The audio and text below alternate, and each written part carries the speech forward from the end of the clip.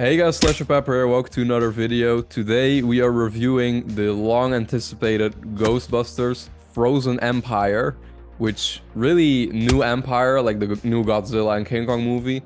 Those movies could have had the same title because it's pretty much the same shit with ice.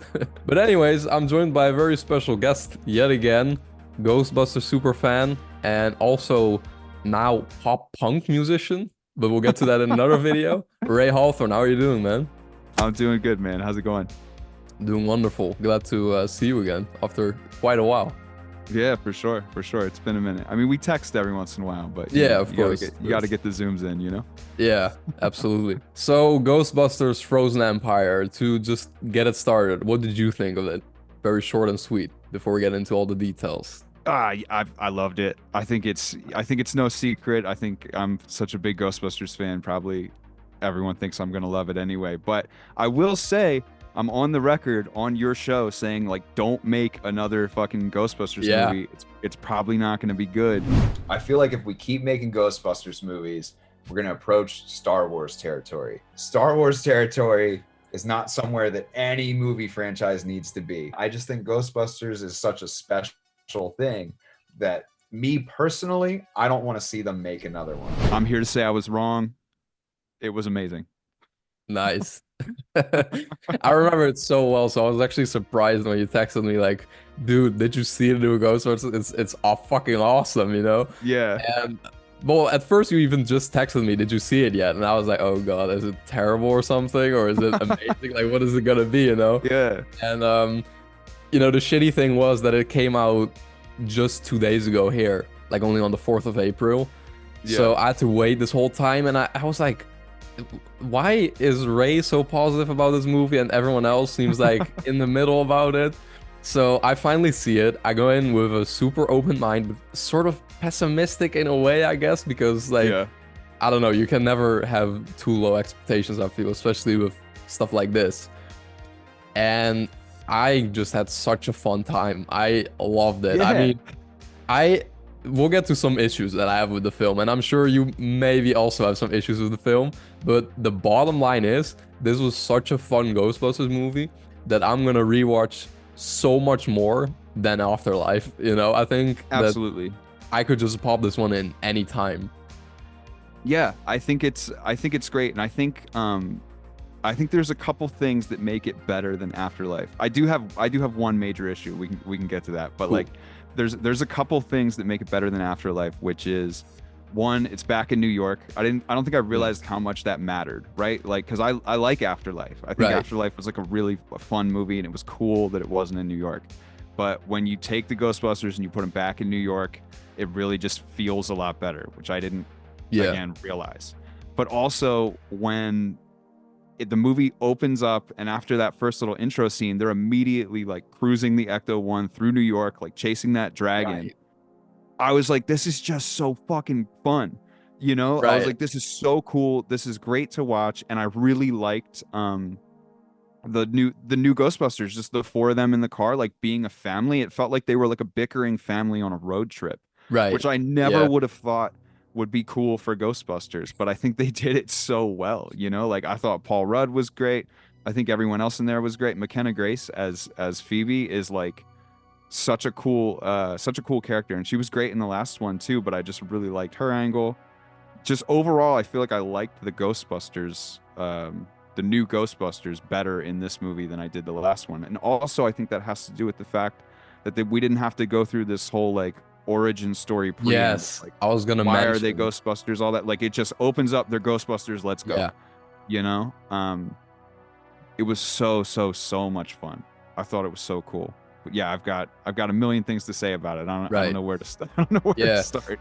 And about that location, I feel like it was good that Afterlife was somewhere else, because then at this point it would have maybe felt repetitive that it's again in New Yeah. York. I'm curious what they're gonna do, if they're gonna do another one, which I'm really not sure how, what the status is of a potential third one, you know. I don't know if they greenlit a third one yet, but I think it's really clear that they're definitely gonna try to do a third one, and Right. it seems to me like they're gonna try to do a lot. Like with Yeah. the ending of the movie, the way Winston's talking about like, oh, there's you know, unprecedented paranormal activity everywhere. Like all the fucking ghosts got let out of the firehouse and they just flew away. I just feel like at this point you could have random Ghostbusters movies with random casts of characters that have just been franchised out. Like this is Ghostbusters Chicago, Right. you know, and it's Winston runs the whole thing, you know, as a franchise. I think there's going to be a lot of attempts at a lot of Ghostbusters movies, and like everyone, they're just going to try to like mimic Marvel, you know. I think Yeah, studios are just probably. like trying to cash in on how many different kind of movies can we make. So I will say again, like, I don't know if they're all going to be good, but at this point, Yeah. bring them on. Let's go. Nice. You know what I mean? That's a friggin' character arc for you, man. That's like You know, it really, so much really different than is. what you were saying the last time. It really is, man. Or you But- say like, I don't want the Ghostbusters to be like the new Star Wars or something. exactly, Like yeah. bring it on. Just do it. You know, I saw Frozen Empire now, and I'm just like, all right, you know what? Who knows? Maybe they make 2 really shitty Ghostbusters movies, but then the next one's like real good again. You know? Right. Who knows? I'm just of the idea now. Like, all right, just I'd rather have more Ghostbusters than less. That's how I Yeah. feel about it right now. Right. Yeah. So I think, you know, with these sort of things, I always like to get the negative out of the way first. So what Yeah. was your main negative that you just mentioned? So my main negative really comes down to the fact that I liked it so much that I wanted more. So like Garaka as a villain, I thought was so badass. I thought the villain looked really cool and was like really creepy. And when he finally broke out, like in the 3rd act and took over New York and everything, Yeah. and he sort of just showed up at the firehouse and they just fought him at the firehouse and then it was over. I was so into the movie. I don't think I had realized like how much time had passed. So like when the whole city turned ice and he showed up at the firehouse, in the back of my head, I'm thinking like, this is going to be great when they like go fight through the city and he's terrorizing the city and shit. And it just never happened. Right. Yeah. So like they just beat him in the firehouse. It was over. And it seemed like he wreaked so much havoc around New York that we didn't really get to see the full breadth of, you know? Yes. And that's really it for me. It's Yeah. just that like I liked it that much that I wanted more of it, and I wanted to see him just really fuck shit up all throughout New York, you know? Yeah. Yeah, no, it did absolutely. So I have 2 main issues, and that was one of them, that it's just so anticlimactic, especially Yeah. considering the fact that the entirety of New York is frozen, but it might as well have just been the firehouse, because that's all we see. We see a couple Exactly. shots of the entirety of New York, and then we Yeah. just focus on the firehouse, and then it's all fine again, you know? But I think that if New York had been frozen earlier on somehow, and, you know, certain normal scenes of them just walking around New York doing other things, other business, where it's already frozen as well, Yeah. I think that would have been better, because then there would have been this threat looming throughout New York the entire movie already. Like say when Phoebe is playing chess, like if New York was Like, already oh, it's frozen colder then, than normal. right? Yeah. Say if it was already frozen then, I mean, Yeah. that, I don't know, that could have at least, I think that would have also helped in a way with the anticlimacticness, because like now it feels like the last 10 minutes New York gets frozen in its entirety. What was the guy's name again? Like It's Garaka. yeah, the guy, he shows up and then he's beaten and it's all right, it's done. And then my other main complaint would be that Phoebe and her ghost friend, like I didn't really buy into their like love. Like was it even love or wasn't it? Like what the I fuck was- you know, was it's- that? I was talking about it where I was just like, I think it's interesting how they did. It's so clearly a love story, right? But Yeah. they never really admit to it. Yeah. And in the only way in my mind that they admit to it is like they go back to Winston's lab and Phoebe's like, I'm gonna become a ghost too. And I'm just like, well, why do you got to become a ghost? It's only so you can touch each other. You know what I mean? Like that's Yeah. the only reason. Like you guys want to hang out and talk or do whatever, like you can Yeah. do that right Yeah. now. Like the only reason Phoebe wants Right. to become a ghost is so they can touch each other. Like that's it. Yeah, so that So it was is- just confusing. I think like that would have worked more for me if it was like all or nothing. Just go Yeah. in for the relationship or don't, you know? Yeah. And yeah. as I was thinking that, and then I don't know if you're on Letterboxd or if you're familiar with it. What? No. It's like a platform where it's pretty much a social media where you just share reviews and can follow people. And Oh no, I've never heard you of can it. have like this whole log of movies you watched and rated and reviewed. And I read a couple reviews from friends of mine, and they were all like, I'm so pissed that this movie was queer baiting. Like, why weren't they actually in a relationship? I was like, I guess that's what it's called, queer baiting. I only learned that term a couple months ago, and I don't necessarily understand it fully. I don't think, but I guess that's what was going on. Yeah, here. it's just they didn't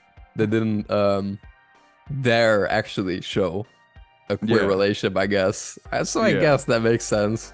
But in general, it happens in so many movies where like, so is this a friendship or a relationship, or and then it just gets confusing, and maybe at some point it actually turns out that there is something romantic going on. Yeah. But then you just don't buy into it anymore because like earlier you weren't seeing or understanding any sparks.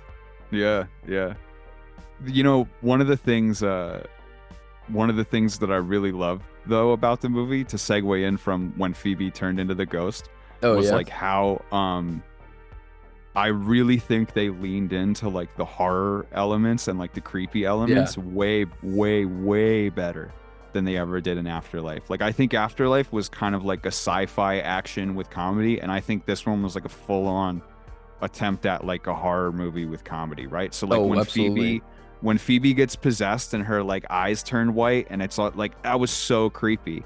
And I loved when the villain Garaka like actually comes out and you finally see him. I feel like almost it was all CGI, but they were doing this like cut time stop motion kind of stuff, like with his hands, where it was like his hands would like skip frames with his nails and shit. Oh yeah. And it just felt so like raw and so creepy. Yeah, absolutely. I thought it was so cool, because I think the main thing that's cool about Ghostbusters is that it is this sort of pseudo horror movie, but also a comedy, you know? Yeah. And there's not a lot of other movies like that sort of walk the line. And I think this one probably tried harder than any of them to actually add some like creepy elements. Not that it's actually like that scary for real, but any of those, there's a couple scenes that I feel like if you That just opening scene. the opening scene was creepy. Yeah, like was and intense. seeing someone frozen and then break into pieces is like something when you think about it, it's dark as fuck. yeah, like that shit like- happens in the Jason in Space movie. You know what I mean? Like it's crazy shit to see. And there's scenes in this that if you just took like in a vacuum and just watched just that scene, you'd be like, this is clearly a horror movie. You know? Right. Yeah. So I think this movie did that way better. And then it cuts to Paul Rudd goofing around. And then you realize, Yeah. oh, it's actually not that serious. Yeah, exactly. But I think it walked the tone great. Like I think Yeah. it worked in the way that Ghostbusters movies should. I feel like I laughed a lot more in this one than I did in Afterlife. What was your And, what was the funniest scene to you? I think I really liked when Paul Rudd was doing the Ghostbusters lyrics. Oh yeah, that was really good. And he was just who are you gonna call? You know, like that whole thing I thought Yes. was really funny. And I also really liked I don't remember the character's name, but there was like a blonde guy who worked for Winston who was like really serious about his job.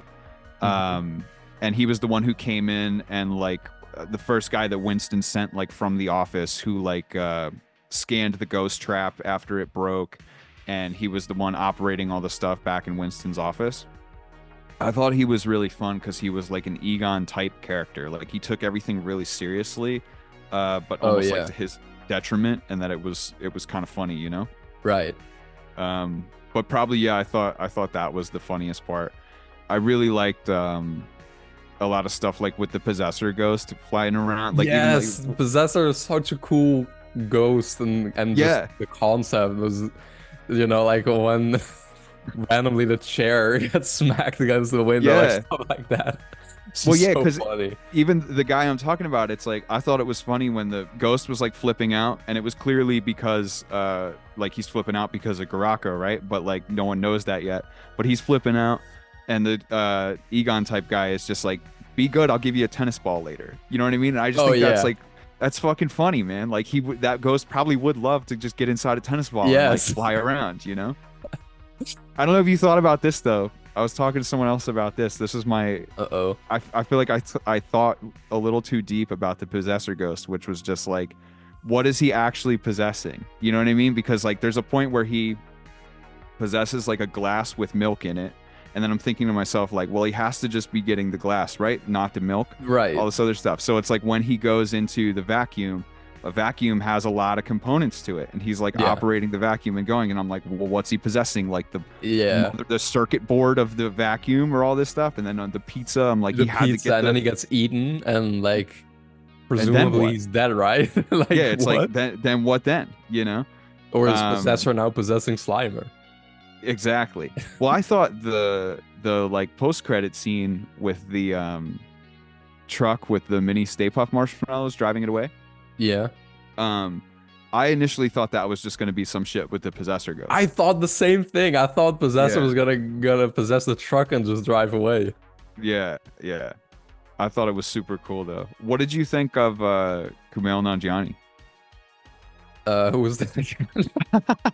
He's the guy. He's the fire master guy. Yeah. I thought he was like a bit random and a bit like, I think they could have done more with him, but the moments he was in were pretty funny. Yeah, I actually really liked. I thought he was cool, and I think he generally plays like that kind of character in a lot of movies that he's in. And I'm normally yeah, like I'm normally not that into it. But I thought this one, for whatever reason, like fit really well. Also, that reminds me, like another probably funniest joke in the movie was when they're back at his apartment for the first time, and he's talking to the kid from Stranger Things about his brother, or Kumail Nanjiani's just talking about his brother. He's like, he's an engineer. And he's like, which is really like the coward's way out if you think about it. He's like, who's more brave, like someone who got a college degree or someone who's just forging on through life with no skills? Like I thought that was pretty funny, you know. So my the scene that I think of when I think of the funniest scene was actually with Bill Murray when he's like interrogating him, trying to figure out if he's human or not. Like, like, do you like kids with or without skin? Like shit like that. That is a good bit. Those are so classic. Like that could have been a scene in the original, I feel. Yeah, his first question was like, puppies, kill them or keep them alive? You know, he's like, this is a softball. That is a good bit. I didn't think about that one. Yeah, that was good. That was funny. So another complaint I've seen from a lot of people that I understand, but I don't really agree with, is that there are too many characters. How do you feel about that? I feel like there's not actually too many characters. I think there's extra people involved, and it's like I do wish like Podcast got used more. Remember him from the first one? Yeah. I thought he was like one of the best characters in Afterlife. But I feel like he was like barely in this one. Him and Lucky just sort of felt like thrown in there. But I thought when it came down to the end and finally you just saw like 10 Ghostbusters versus this thing, I was like, that's pretty cool, man. You know, like there's a ton of Ghostbusters, but even I feel like they really just focused on even the kid from Stranger Things. I feel like they barely focused on him. Like it was really just like Phoebe and Paul Rudd and the mom were like the main Ghostbusters, I felt like. And of the original Ghostbusters, it was really just Ray. Right, like they did a ton with Ray, and like Winston showed up, and Venkman showed up even less than that. So yeah, like there were a lot of characters, but I don't think it was like fucking War and Peace or anything, you know. Like I agree, and I think it's also just it has a lot to do with the fact that we already know these characters, whether it be from Ghostbusters 1 and 2 or from Afterlife. The only two new characters, really, thinking about it, were like Pinfield and who else again? Oh, the Fire Master, of course. Yeah, the Fire Master, and I guess the ghost, like the ghost girl. Yeah, true. Yeah, but I feel like the fact that I already know them, it didn't bother me that much, that Yeah. there were so many characters. I get that like some were maybe not utilized to the full potential within the script. Like some are just they feel like they're there because they sort of have to be there, you know? Yeah. But all in all, that's one of those things that just at the end of the day didn't bother me that much because I was too busy having fun, you know? Yeah. I mean, I feel like that's like saying there's too many characters in the Avengers. You know, it's like Right. you're aware of the characters, you know what they do, like Yeah. you know, I don't know. Yeah, because when you That's- think about it in that context, like what does Black Panther even do in Endgame? Can you think Right. about that? You know what I mean? It's just like we're just throwing. That's a good point. Yeah. They'll show Just up at the throwing- end fight, but it's fine. Like it's not like they have any real arc within the script, and they don't Exactly. have to have that. So I guess, yeah, that's a good comparison with the Avengers. Like, how much do all the characters really have to have an arc within the Yeah. main storyline? Especially when you're already aware of them as characters. And Yeah. You know what they're doing. You know, it's Yeah. like we don't. You know, you put all the original Ghostbusters in there. It's like we don't need any kind of backstory for the original Ghostbusters. No. You know, it's like we know what they're doing. We know Right. we know Janine's story. We know all that. You know, so.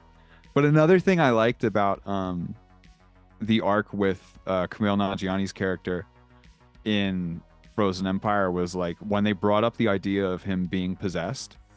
I was like, oh damn, like he's gonna get possessed and turn evil. Like that happened in the 2016 Ghostbusters with Chris Hemsworth, and that happens like in the original with like Dana and like Rick Moranis' character. I was like, they're just gonna retread like this person gets possessed and turns evil, but like he never fucking wavered. Like he only got cooler, you know, which I thought was a cool way to handle it, you know. Yeah.